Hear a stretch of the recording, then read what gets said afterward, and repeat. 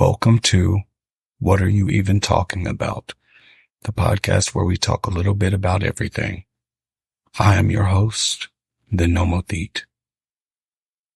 Welcome to the show.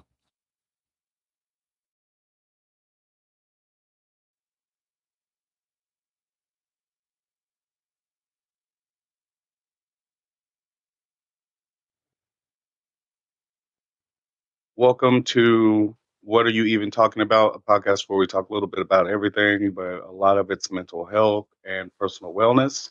Today we are here with John Slocum, known as the No Limits Guru. He is author of The Science of Feeling Good and the mind behind the revolutionary blend method and lab system. John's incredible journey of healing from a stroke and childhood trauma is a testament to the power of his methods. Welcome, John. How are you today? I am doing great, and it's a pleasure to be here with you. Okay, so we like to start things off with a question from the last guest for you. And so each time, at the end of this one, I'll ask you for a question for the next guest, and we kind of go from there. So your question was, what is your favorite meal that you've ever experienced? That's an easy one. Oh, yeah? Listen, I was in Temecula, California, and I'm really not a big fan of beef products. But we went to a restaurant with some guests, and they had a prime rib. And my friend, the first bite of that, it literally just melted in my mouth. And I couldn't believe that I wasn't a fan of beef as much as I should have been. Yeah. And there hasn't been anything that has come close to that since. And you'll hear me talk about, in my healing methods, we think of things that bring us joy. And I think about that meal, and that still just brings a big smile to my face. So I thank them for that question. See, I'm a big meat eater myself, and I love all. And it's just amazing some of the cuts you can get, and that just melt in your mouth, and you're just like, oh my gosh, this is like the greatest thing ever. And Yes. we don't appreciate how we eat more. Like we need to appreciate how we eat more, and because it has a healing effect on us that if it's something we enjoy and it took love to make, it usually is better for our spirit, and it's just better for us in general than getting something quick processed and just not good for your body. Yeah, absolutely right. I couldn't agree more. And it says like when you're having a home cooked meal, and when it's prepared with love. And on the other hand, if your mate or your spouse is upset at you, you can literally taste the difference in the meal that they prepare. Yeah, you were right. You are right about that. I know I've had some very upset soups and other things where you're just like, oh my gosh, what did I do to deserve this food? Right. So tell us how you became known as the No Limits Guru. That's an interesting story. During my recovery from the stroke, I decided that I needed to do something, right? I literally lost everything, my family, my profession. And it just got to the point where I was literally sleeping on the couch of one of my family members. I was couch surfing, which is another fancy way of saying you're homeless, you don't have your own spot, right? So, yeah. I decided, I said, listen, I have to do something. I just can't stay here and wallow in my misery. So I decided that, listen, at least I could help people, because through it all, I remembered that if you want to be successful in life, help enough people to be successful. And then you'll get that in return in volumes, right? So at that time, I decided to start what was called the Servant Leader Network in South Florida. Mind you, I was still sleeping on my relative's couch. And I started it through the Meetup group, through the app called Meetup. And lo and behold, people actually decided that they want to become part of this group. So I said, well, I need to develop a website, for this group. And at that time, Google introduced the .guru domain, and they were giving it away at no charge or at very little, 1 Oh, cent for the wow. first year, right? So Oh, I said, wow. wow. I said, there really is no limits to what we can do if we put our minds to it. And I'm getting this .guru for a little or nothing. So No Limits Guru was born, and the Servant Leader Network, evolved into, me helping 20 different nonprofits. I have contacts that I still have today. And it just goes to show, if we lose the victim mentality, if we look for ways to reach out and express our love, the love is so powerful. We can be hidden beneath a rock, and then we'll still be able to touch the hearts and the minds of other people. So that's the No Limits Guru story, my friend, and it's a very powerful one. It's a testament to the power of love. I definitely understand that. In the last years, I had like my biggest catalyst ever, and it was the catalyst that changed my mindset, and it literally changed my entire life. Like I was doing the same thing, like surfing, and I for my birthday that year I decided I wanted to learn how to draw. So I went to the store. I took the little bit of money I had and I bought art supplies and I started drawing. And it literally helped focus my mind to a point of consistent change for the better. And I was like, I want to help people. Like that was the first thing I thought as soon as I started feeling better I was like, other people need to know about this. And so that's how I started my, coaching business. And, it's been slow over the last few years. But I just started. So I'm still learning like everything and the tools of the trade. And it's been amazing. And I thank you for wanting to help other people because it's something that a lot of people don't have nowadays. Like they just don't help others. They're so fixed on themselves. And yes, it's good to be, about yourself, but to help others as well is what we need to do. So tell us about your journey. Like what events impacted your life to guide you to where you are today? Oh, I literally have to go back to the stroke. You're at the height of your earning potential, and as a person, as a man, I'm really looking forward, to this next phase of my life. And the stroke happened as a result of having a procedure on my back called the microdiscectomy to get the spine, one of the bones in the spinal column from impinging on the nerves.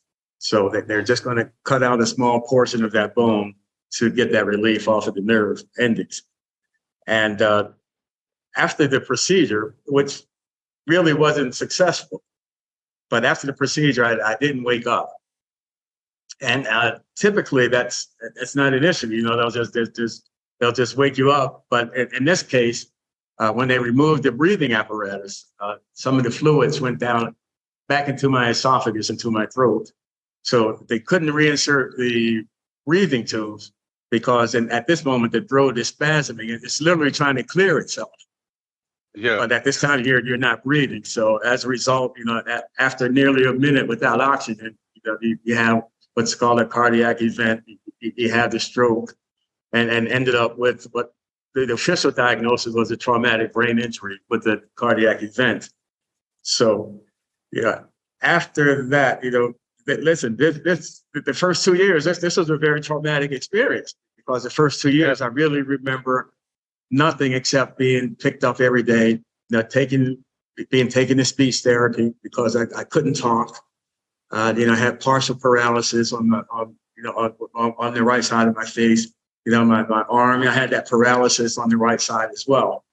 So, after, as I said, you get to the point where after the fifth year, I'm speeding up to the fifth year and not really making a whole lot of progress, except increasing the amount of meds that I'm taking. At this point, I'm taking nearly 30 different medicines every day. Jesus. And I can't really remember what's going on, from one day to the next. The short-term memory was just about non-existent at this point. So Yeah. I'm going to therapy every day, and now I'm fussing with the psychologists and the psychiatrists and say, I'm not getting better. And the answer from these guys was, you're probably not going to get any better. So you need to learn to live with this condition. Wow. And I'm like, because science tells them after 18 months or whatever the time limit they place on it, if you haven't recovered by that time, the chances of recovery, get slimmer and slimmer as time goes by. Of course, I didn't accept that because I'm talking to you today, right? Exactly. So one thing that I did, I said, well, nobody's coming to save me, so I'm going to have to save myself. So as a natural researcher, from an experience I had as a child that really turned me into a natural researcher, I decided to learn about the brain because of this traumatic brain injury. And I learned that in order to get my memory back, I needed to rewire the brain or create new neural pathways. And the best way to do that is to do things that you've never done before. In other words, if you want to create new neural pathways, you don't want to ride a bicycle because you hadn't ridden a bicycle in a while, because you already have those pathways installed. So, but it will help. But in order to really speed up the process, do things that you've never done before. And that's, we hear that in our lives, right? If you want to change your life, you can't do the same thing and expect, different results. Different outcome, yeah. So that applied here as well. So I decided, I needed to get my cybersecurity license. That was one of the most difficult things I could think of doing. I decided that I wanted to learn to ride a motorcycle because I had only been on the back of a motorcycle. I had never ridden a motorcycle. And I decided that, I wanted to learn the Spanish language and learn to speak Chinese. So, and then also, doing prayer and meditation, everything that I could to speed up the process. Because when you're doing your mindfulness, it literally settles the body down and it prepares you, the brain, to grow new neurons. It's called neurogenesis, right? So I'm doing these things and I'm successful, at just about everything except learning Chinese. I got my cybersecurity license. I became pretty proficient at Spanish, and I got my motorcycle license and even finished my degree, my information technology degree. And my friend, one day I woke up and literally on 12/13/14, on December 13th, 2014, I woke up and I can remember everything that happened from day one when I had the stroke. And it was a shock to me. So it shocked me so much I didn't want to talk about it because I didn't want to jinx it, right? Yeah, I can imagine. So, but as the time went on, I could remember more and more, and then short-term memory started coming back in. So, that was a very impactful day, 12/13/14, December 13th, 2014. And I thought my journey was over, right? I said, well, I'm celebrating, but there was more to be done. And I'll share that with you in a few. But that was the day that stroke really changed everything about my life. Like I said, I lost everything, my family, the ability to speak, my job, everything. But I'm sitting before you today to tell you that was probably the best thing that could ever happen to me in my life. And that's so wonderful. A lot of the people I've far have had situations like yours. And, it's something that just took away their entire lives. And they got the courage and the strength together to defy the odds. Like, it's amazing what we can do when we put forth 100% effort. And, it takes less time than we think that, we can build ourselves back up from traumatizing events. And it's really funny that the surgery that you had, I'm pretty sure my mom had the same surgery multiple times. And, she's never had a stroke. And now, I was like, oh, wow. Like, I didn't even know that was that could happen from that surgery. And it's just a wonder that, it shows you how different life can be for everyone. Like, with your situation, that it changed your entire perspective and mindset, and you reached goals, that you wanted, and you achieved those things, even though the doctors told you that you probably wouldn't get better. That's an amazing story, because it shows that there's a force out there that will help you build yourself up when you need to. And if you put forth the effort, and I'm a big believer about putting forth effort in order to manifest the things that you want. And, it takes that effort to get it. Like, you can manifest, you can tell yourself all day, I'm going to get this, I'm going to get that. But until you apply the effort, you're just leaving it to chance. Like, when you can do things that, slowly get you to your goal, why wait and do nothing when you can put forth the effort in order to achieve those things far faster than you would dream? Like, I know I couldn't believe the change in myself when, I decided to change. Like, it was like in that moment I could feel that change, even though I wasn't there yet. And now I've reached so many goals that I haven't even realized I reached until I sat down and thought about it. And I was like, when did that happen? Like, and it's amazing the things that propel us forward. Right. And that's what we should do, my brother, is, take the time and then reflect back on the things that we have been able to accomplish, and give yourself a pat on the back. That's part of that self-love and that self-compassion. I'm not a religious person, but I believe in Bible principles. And what I mean by that, there's a scripture that I read as a child that stood with me. And that's where the name No Limits came from. And it said that there's nothing that man can think of that he can't do. And at this time, this was the Almighty God speaking. So, I believe that. If God said that, I believe it. And, we've heard it several times, what the mind can conceive, we can achieve. But in science, we actually know that, to go from a thought, which is in the invisible realm and in the quantum realm, to a physical, thing, or something that we can manifest or hold in our tangible, that's a process. And if we believe in the process, and as you mentioned, if we do the work, but also if we understand that we've been conditioned to, to accept the status quo. We've been conditioned to be obedient. And in other words, if we're a regular churchgoer, you're conditioned to be obedient and wait to get your reward at the end of the road. And, I've always said, I can't wait to get my reward at the end of the road, because at the end of the road, I see everybody crying. Nobody's happy. Right? It is a sad moment. It's a very sad moment. Right. That didn't make sense to me. So, I had to look for something deeper. And I found that, as I said, we've all been conditioned, but the true treasure that we have is inside. Even from those scriptures, it says that your treasure or the kingdom is inside. And the quantum realm, the divine energy that we have. Let's take an example.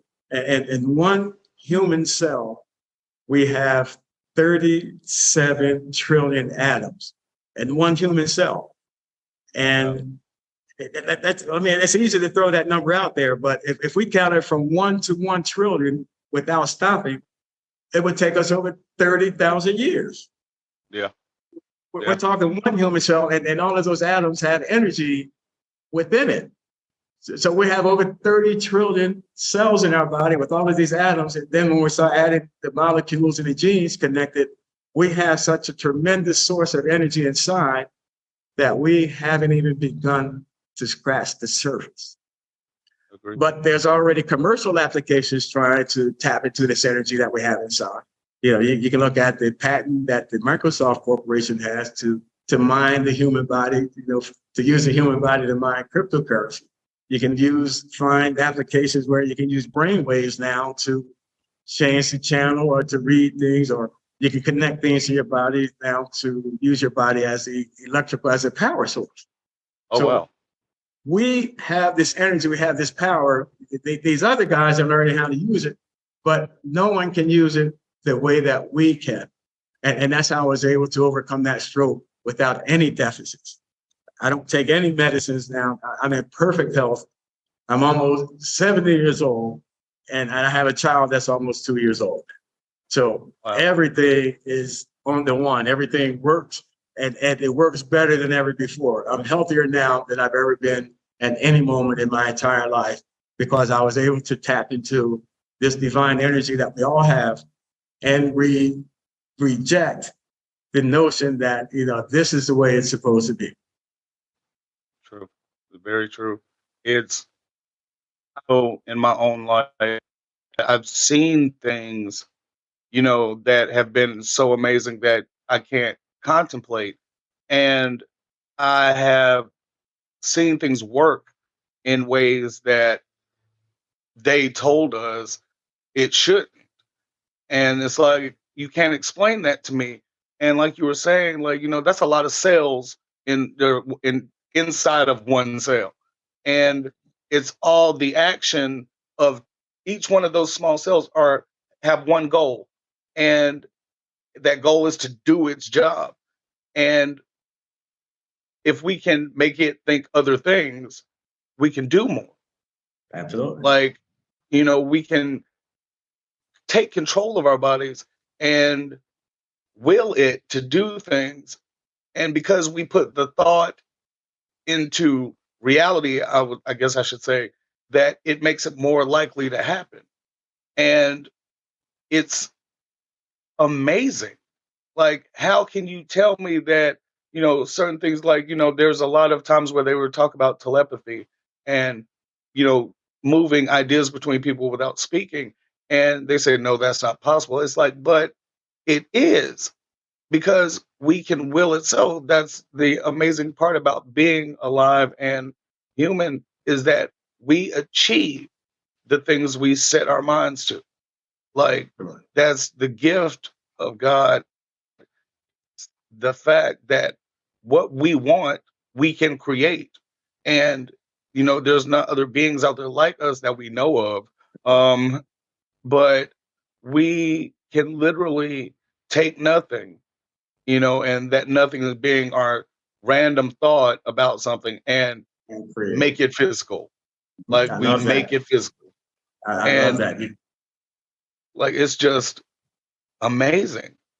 And Yeah, so many people don't realize it. you use the word create, and I love that, because we are all creators. And if we're not creating, we're reacting to what's happening to us in life. And as an artist, you're a natural creator. As a musician, they're creators. Writers, they're creators. But if we're not creating, we're reacting. And think about it, they all have the same letters. They use the same words, the same letters to create the different words. So, and then you mentioned a very, very important point. We don't have these atoms inside of us. We are those atoms. The body is what we can see, right? It's a visible manifestation of the electromagnetic field, of all of these atoms coming together. But our power and our energy lies outside of that. And in this instance, what we can see can actually lead us to darkness, because all we can see is this body. But all of our energy and the things that make us us lies in this electromagnetic spectrum, whether it's sound waves, whether it's radio waves, whether it's microwaves, whether it's infrared, whether it's UV rays, whether it's X-rays, or the strongest of them all, gamma rays. We're made of all of the things that I just mentioned. And each one of those atoms knows its job, as you mentioned, and it has the entire blueprint of life in it. And it's something that we cannot see. And then the consciousness and the emotions that we can attach to these, it defies explanations of any person that ever lived on this earth. So the energy, the power, the ability to create, the ability to imagine, we don't have words to describe it. And the best thing that we can come up with that covers it all is love. If you tap into the power of love, unconditional love, you'll be able to jump over tall buildings with a single bound, right? Stop the speeding bullets, right? Yep. And so you'll do things that are absolutely miraculous, and at that point, you can actually expect it to happen. Well, I mean, even in the Bible, it tells us, Jesus wanted us to do greater things than he did. He said that, you will go forward and create greater things than I did. And, he did everything from the action or the thought in his mind to heal or to multiply the fish. And, we don't have to take the stories so literally, but if we take them with the thought of this was a person that manifested the things he spoke into existence. And with that power comes anything, because we speak anything into existence. Anything we have words to describe, we use in order to name something. We have been naming things since the beginning. That's what we do. And once we name it, it's real. Right. And, people don't understand the power of words. That's why it used to be called, that's why it's called spelling. It's for different paths, it's different things, but it all leads to the same goal of we create our reality. Recreate it, my friend. Absolutely. And absolutely no doubt about it. Yeah, we create our reality. And I was just writing something down, I think yesterday, about that. And it was about the process of thought to reality. And the words we use can have a positive or negative connotation and steer that thought in a direction we may not even realize. Because a lot of people don't think about what they say to people, not fully. And, I wrote down a bunch of statements this morning, and it was that each statement could be said forward and backwards, but it meant something different when you said it forwards and then backwards. And one of them had a positive connotation, one of them had a negative. And I realized that with each statement I wrote, that each one of them had a positive or negative function. And the way we look at it shows where our mind is in order if it's geared toward positivity or negativity. And we need to look at more how we say things, because the language as we have it now is meant to confuse us. Right. It's just they confuse us with words meaning double or triple the meanings, and how you say it and why you said it, when you said it, all is a factor in the creation of your reality from the words you use. Absolutely. You know what? It's goes back to what I said. We've been conditioned, and I think we've been led away from who we truly are. All of this energy that we have inside of us. I mean, there's another hyperbole of story in the scriptures where a woman touches Jesus, and he said, "Your faith is what made you well." Well, we know in medicine, it's called the placebo effect. You give a person a sugar pill and tell them that it's going to heal them. Suddenly they heal themselves, right? Yep. So we know we have this energy, but we've literally been conditioned away from who we are. And what do I mean by that? From the time we're born, we're literally sponges. And what we pick up, we're picking up from the environment that we live in. So if we have loving and kind parents that have a balanced nervous system, and this is a critical point, that this nervous system, and I'll come right back to it, the chances are you'll be a balanced and a person that can thrive in life. But if you're thrown into a condition where there's chaos, we live in a chaotic world today. If you live in a condition where there's economic upheaval, we have economic upheaval today. If you come from a background that, there's no love in the house, or you've been abused, or you've been traumatized, or you've been in school, or you've been in all of these environments, none of the thoughts and the actions that you have inside, that you have stored inside of you, actually came from you. It's all that's what's been programmed into you. As a matter of fact, of the 5,000 to 7,000 thoughts that we have a day, they used to say 60 or 70,000. You can take whatever number you want. 95% of them, up to 95% of them, are not yours. They never came from you. And then the other 5% are the same things that you think about over and over again on a daily basis. So if we don't take the time to think about what we're thinking about, and if we don't understand how the body operates, in other words, if we're stuck in these environments, our body will literally do it, whatever it has to do to survive. We call it survival. But after we go over that same process over and over again, we'll literally stay in whatever defensive posture that we're in.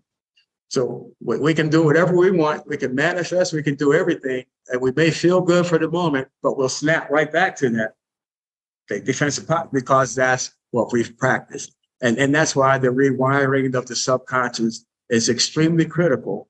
But we have to make that self-inspection. We have to understand the words that we're using, as you mentioned, which is vital. We have to understand the thoughts because we can manifest thoughts into reality. But if the thoughts are negative, then that's what we're going to get more of. That's the law of attraction, the law of magnetism, right? So, and it just comes back to who we truly are. Once we find that and we connect to that, all of these problems, all of these issues become insignificant. Because remember, we do not have words or numbers to describe the amount of energy and power that we have inside of us. And that is us. That's who we are. Agreed so much. Like in my life, there was a lot of pain. And over time, that's all I knew. So I was angry for years. And, it didn't even realize it. And it came out in my actions.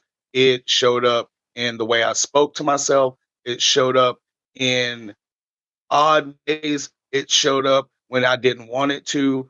And it caused so much more pain in my life because that's all I was used to. And it was because it happened at such an early age that I got stuck in the pain. And then with every new year that happened, a new pain would latch on and I would remember that. And then so it keeps you in or suspended in time almost. Like it keeps you in certain places throughout life. Yeah. Attracting the same thing. Yeah. Yeah. And it's just, you repeat it and, we're creatures of repetition. And it took me years to really realize that and fix my actions to coincide with who I wanted to be or who I was before the pain.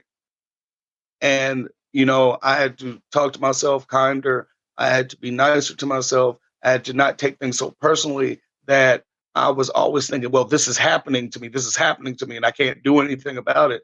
And I had to change that mindset of, no, you're learning something from this because we've done this before. And once you catch on to the repetition, and I would get in the last few years, I would get in fights with family members and people who were close to me. And I would say what they would say before they would say it. And it would cut them off. And they were like, what? And I'd be like, yeah, I knew you were going to say that. And I knew you were going to say that because I've already had this argument with you prior. And you've done it so many times. You just know knew when I was going into that argument and would say what they would say before them. So it would just stop them and they would be confused. And then they would try to use tactics to where it, to lessen me or to look down upon me because that was the only way they knew how to respond to the fact that I already knew where this was going. And I chose to confront it and stop it. And it was, because to continue it just continues the cycle. And, you set boundaries. You set boundaries. Yeah. Right. And you just don't take stuff anymore because you can't. And, everything in your body saying, we want change. We want change. That's all your cells at once telling you that there needs to be a change. And if you don't do it, you'll repeat. Right. But if you're in the same environment, if you stay in the same environment, it's almost impossible to change. I mean, Yeah. you cannot isolate yourself. We can insulate ourselves to a point, but if we're in the same environment, that change almost becomes impossible because we're constantly reminded of our old behavior and that repetition, that doing things the same way. You know, that your body wants to make things as easy as possible for you. That's how we're made. So you literally have to get out of that situation, or there's some people that you literally have to cut off. Yeah. I mean, and sometimes it's painful, but it's for the best for yourself. Because if not, you'll continue in that same cycle. So the growth process, number one, it's not linear. It's not in a straight line. And there are some bumps and bruises along the way, but you're always still going in an upward motion. And it goes from physical to spiritual. And then you're finding out who you truly are. That's when you're truly a creator. And then you understand that you came here to create and not react. But we're conditioned to be reactors or consumers or to be part of this system where we're so divided against one another now that we can't even decide what's a man or a woman anymore. You know, that's the state that we're in today. So if you're not creating, then you're reacting, and you have to get out of that situation. And the only way to do it, I mean, the best way to do it is with love. And that starts with you. Be compassionate with yourself, be kind with yourself, allow yourself to learn through those lessons. There's never anything that happened for no reason. It's there to teach. So once you learn from that, then you can proceed to the next level. But you have to have boundaries and never get caught up. Try not to get caught up. Like you said, you can see it. You can feel the things when they're going south. Keep yourself going in the right direction. As I said, if we were meant to look back, we would have eyes in the back of our head. And time moves forward, so we have to keep moving forward to stay in step with time. I definitely agree with that. And I know, once again, with my own personal experiences, that sometimes that transition is tough. And it's gonna be tough because we're so repetitive. Like, the things we do are so locked in. It's almost like we're conditioned to be the conditioned creatures that we are. And it's like we're so used to doing whatever allows us the easiest life. And, we do a thing once, and if it's allowed, we'll do it again. And then we'll do it again. And then we'll do it again because we're allowed. It's not until we put a stop to what is allowed do things change. And, it sometimes takes a lot.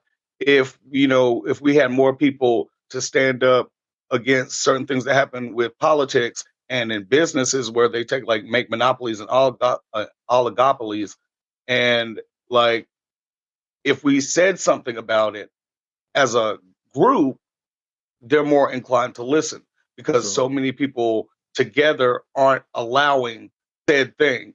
And we need to realize that's the reason they want to keep us distant. Divided. And That's right. yeah, they just want us divided, and they know the power of what happens when groups get together. And it's been seen throughout history. They make sure to teach us that, but they don't want us to be that. That's right. And it's like, we want you to know about freedom, and we want you to know about how these groups got together to overthrow people. And they want you to know that, but they really don't want you to be that, because then the things that they get away with wouldn't be allowed. And I knew that because, like, I was dealing with a customer service thing yesterday, and I just realized that their whole script is to get you off the phone, not to help you, not to facilitate customer service. It's to get you off the phone, and so they don't have to deal with your problem. And because we allow it, they continue. And they continue to do it in many businesses. Everybody knows if they get on the phone, they're going to be told they're going to have a longer than average wait time. They know they're going to be told that, and all this stuff. It's like everybody I call though says the same thing. So how busy is everybody?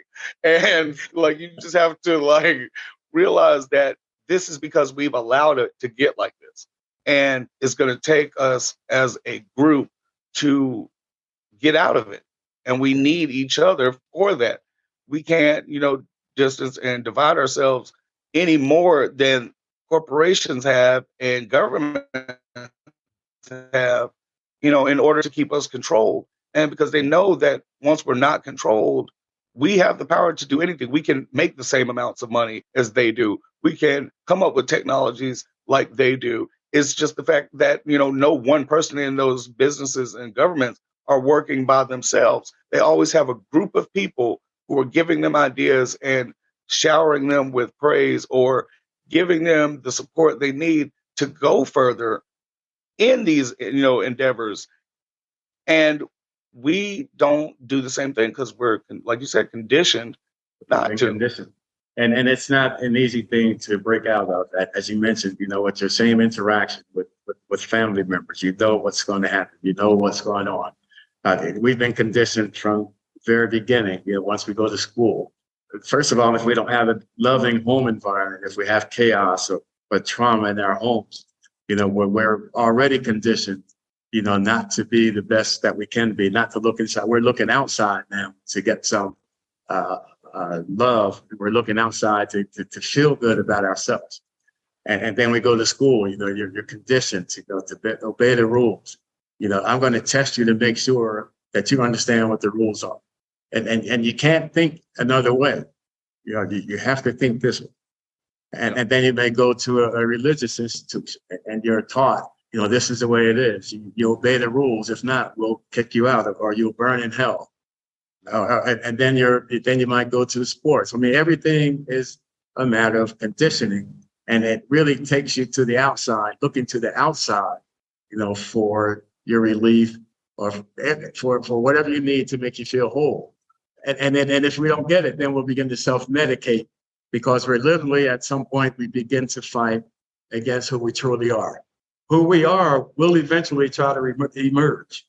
There's no doubt about that. Doesn't matter what you're going through, your true self will always say, it's time to come out. We live at a time now where if you can connect to the internet, I mean, we can learn what's going on. We can see what's happening very clearly. And we couldn't be living with all the chaos going on, we couldn't be living at a better time. It's actually a great time to be alive and to be a human. Because if we want to know, the information is there. And if we want to come together, now there's nothing hidden away from us. I mean, just how we understand how the nervous system works. If they get our nervous system jacked up, no matter what we do, we're always going to go snap right back. I mean, we can take a vacation and feel good for a minute, but as soon as we come home, we're right back. We can go to a concert, we can do whatever it is, but we're going to come right back and feel that same way. So the first thing we have to do is learn how the nervous system operates and take control of it.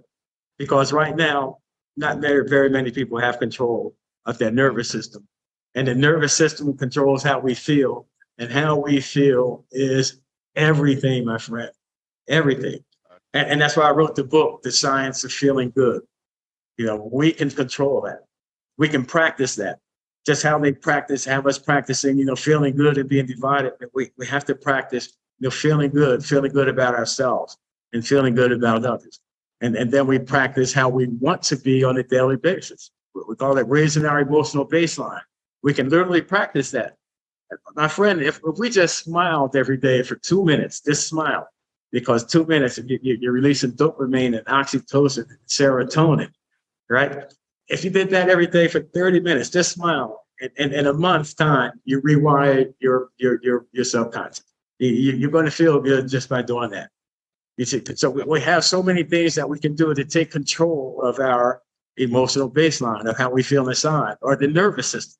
I mean, if we practice deep breathing with a purpose, not just breathing to breathe, we practice breathing and connect the breath with our emotions and control the nervous system, right? So all of this is us gaining control of who we are, and then we can change the way we think, and then we can change the outcome, and then we won't snap back every time, something happens or trigger us back to who we've been conditioned to be.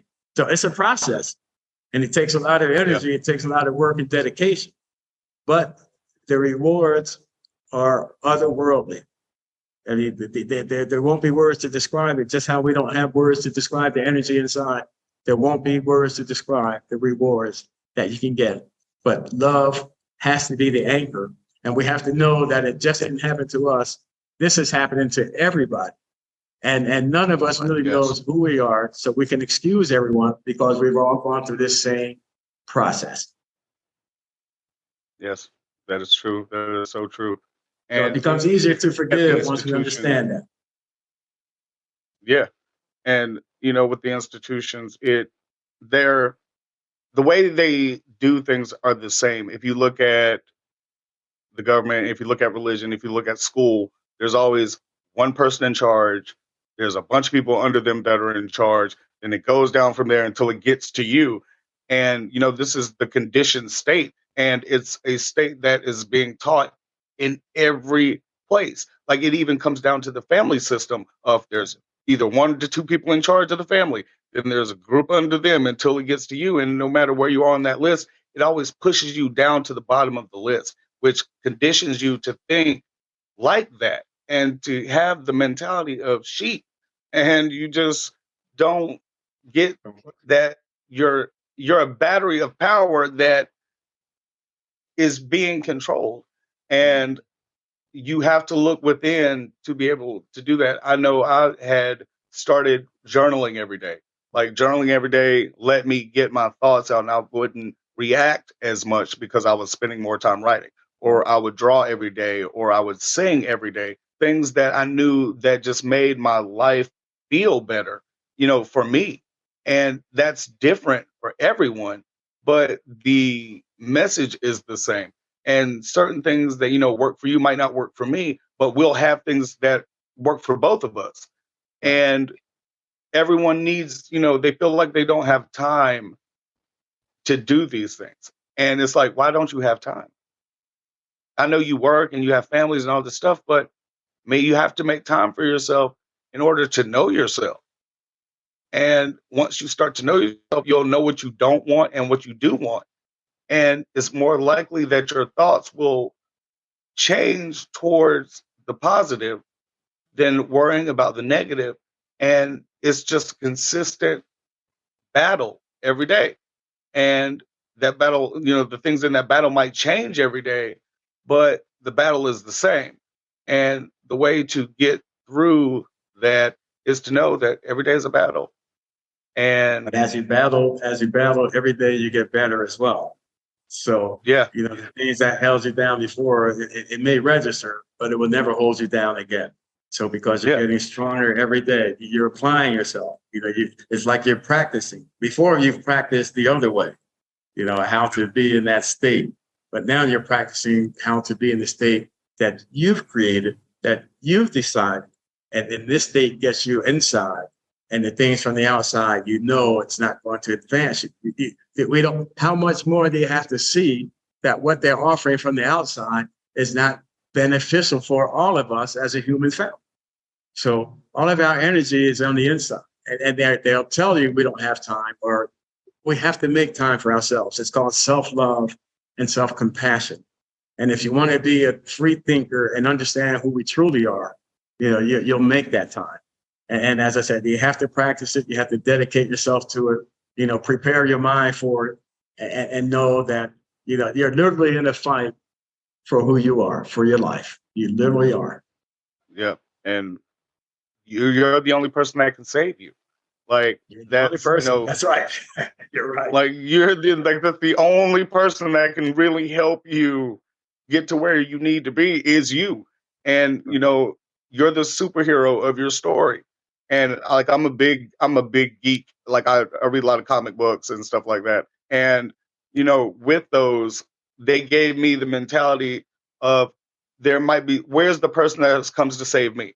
And it took me a long time to realize you are the person. You be the person that you would want to come save you, and then save yourself. And I was like, huh. And then I tried it a little bit, and I tried a little bit more, and things started to work out well every time I put forth effort into doing those things that were best for me. And I would achieve something that would make me feel good, which would make me want to do more. And it, like I tell most of my guests that everything snowballs. Everything, whatever direction you go, it's going to snowball. So if you're going to go negative, it's going to be negative snowball.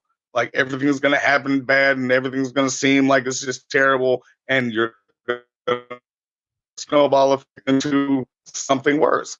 And if you put it towards positive things, it will snowball into positive. It like is whatever you choose to do will grow. Like whatever plant you decide to water is where you're going to get your fruit. And it takes time sometimes to know which plants you want to plant, but you always have that time to decide what you plant. And you can do that at any time in your life, and that can change at any point in your life because everything is random in our lives. And because of that randomness, you never know what's coming. And because of that, we have to be ready for everything and work towards better. And there's definitely better in this life to be had if we allow ourselves to. And I know a lot of people don't allow themselves to be happy. Like they just don't allow themselves. And it spirals out into so many other problems. And you just hope that they would see the benefits. And it takes a seed. So we have to be that seed for others who don't see that so they can learn and know better. So, well, you're planting seeds now, and I appreciate being here. It's a healing process for us all, and that healing process continues on throughout our journey. And I appreciate what you're doing. You're helping a lot, and I can see the growth that you've made just by the words that you've spoken. And I think you should take the time to reflect on the progress that you've made and be proud. Show that S on your chest. Pull the cape out. And continue to inspire others. And what you'll see is you attract what you put out. You literally do. So, and get out of the phase, where we just go back to what makes us comfortable. Because we all know the comfort zone is where growth stops. And we also know that the biggest room in life is room for improvement. And that's the room we want to be in, right? Always. Be in that self-improvement room, but also it always starts with self-love, right? And compassion for ourselves and being gentle and kind and forgive ourselves for the things that we did when we just didn't know because we've been conditioned. And forgive others because they've gone through the same thing as well. And once you do that and allow true love to emerge, only then can you connect to that divine energy inside, who we truly are. And we won't look to this body, we'll look and we feel who we truly are. And my friend, as I said again, we don't have words to describe what we are inside, but it's simply miraculous. Simply is. That's true. That's so true. I'm going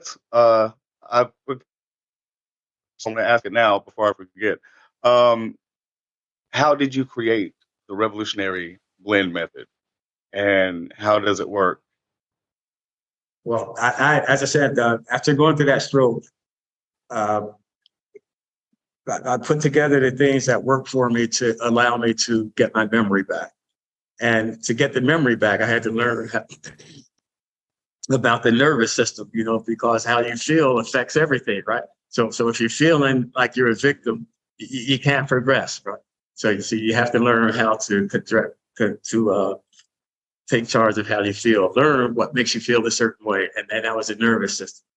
And I had to learn what helps you to control the nervous system, and that's the breath. So I had to learn about breathing and learn about the nervous system and learn about the brain. And then what controls everything in your body, that's your energy, right? So all of the things, I was able to put them together. I said, wow, love is the strongest emotion. I'm trying to control my emotions. The breath controls everything. So I started with the breath because everything begins and ends with the breath.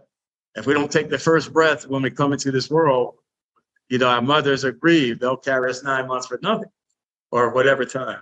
And the last thing we do when we exit is give that breath back. So The blend method started with the breath, then it came with love. That's where the L comes from. The E is the emotions and our energy.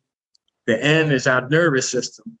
And the D stands for dosing, dopamine, oxytocin, serotonin, and endorphins, because we can release that at any time. When we're feeling bad, we can smile, my friend, and release those hormones, those feel-good hormones. So the blend method just put everything together. And I said, wow, that spells a word. And then I came up with the lab system: love, appreciation, and breathing. So it's like it came together spontaneously. And it just blossoming from there. And I think that's when the best things happen is when they're just spontaneous. Like you're not worried about it, you're not thinking on it. And that's what I was trying to explain to some friends. I was like, I can do anything when I'm not thinking about it. I can literally, like, because I was an entertainer, I did a lot of dancing and singing and musical theater and a lot of just creative, entertaining things. Mhm. And when I'm not thinking about it, I do like tap dancing really well. Like, as long as I'm not putting the effort into thinking about it fully, I can do all the steps I want to do. I can sing all the songs I want to sing, no matter how high they are or low they are. Doesn't matter. It's not until I look at what I'm doing. Right. And like, it's like as soon as I have the thought of, am I doing it right? And it's like, it hits us like that. And it's because, once again, we've been conditioned and we start to worry. And once that worry sets in, once it's a seed too, and it sprouts, and then you like takes you out of the moment, that flow state. And, it makes it harder to achieve those things. It's like, just do it. And that's what I would tell myself on days when I was trying to draw something and I just couldn't think about what to draw. And it was bothering me that I couldn't think of nothing to draw because I really wanted to draw at that point. And I'd be like, Mark, draw. Just draw. Just draw. Just draw. And I'm like, okay. And I would just start, putting lines to paper. It wouldn't be anything. And then lo and behold, I would see something in the random lines I would put on paper. And that's what would get me started in a lot of my abstract work. And it let me draw at the times when I wanted to, but I didn't have anything to draw. And it was like, it doesn't matter what you're drawing because something will come out of it as long as you keep putting pencil to paper. Keep going. That's right. That's right. And, it's a thing that we forget on a daily basis and we have to work on constantly. Everyone thinks that there's going to be a one and done situation, and it's never going to be that. As long as we are alive, we have to experience the things that happen. And that's going to be in different ways depending on our perspectives. Like, that's how it is for us. And listen, singing and dancing that you talked about, those are excellent exercises to get the nervous system under control. Being creative, those are excellent things. That's just who we are. We're born to create. And once you apply the breath to that, and then apply the emotions to that, and my friend, you're already helping people. I look to see you in another 6 months to a year to see the progress that you've made, because you're inspiring me just by getting out there and doing the things that you're doing. So I absolutely and wholly appreciate you having me today. It's been a wonderful pleasure, and I hope this is not the last time we talk. Oh, no doubt, no doubt. I'll keep in contact. Thank you so much for being on. Been a wonderful guest.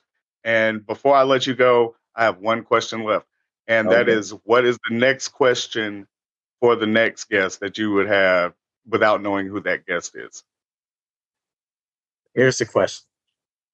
If everything in their life was right, if they had everything they needed, economically, emotionally, if all the conditions that they thought of was right, how would that make them feel? Okay. And then I want you to tell them to take a snapshot of that feeling and use that when they do their meditation, their visualization, their prayer. Because if they practice that, they'll become that. Oh, awesome. Will do. Thank you once again for being on the show. You have been a wonderful guest. Hopefully you can be back on the show again, and you take care. You have a blessed day. and just have a great day. Man, it's been a joy. Thank you so much. I appreciate it. Peace and love. Thank you. Thank you. You have a good day. Thank you. Bye-bye.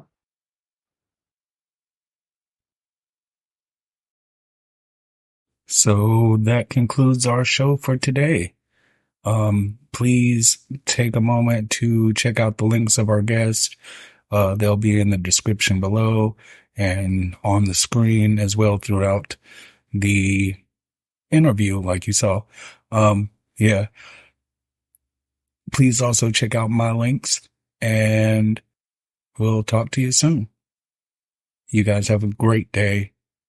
Thank you for today. Thank you for yesterday, and thank you for tomorrow. Always remember to question your reality, and with every end, there is a beginning. Take care.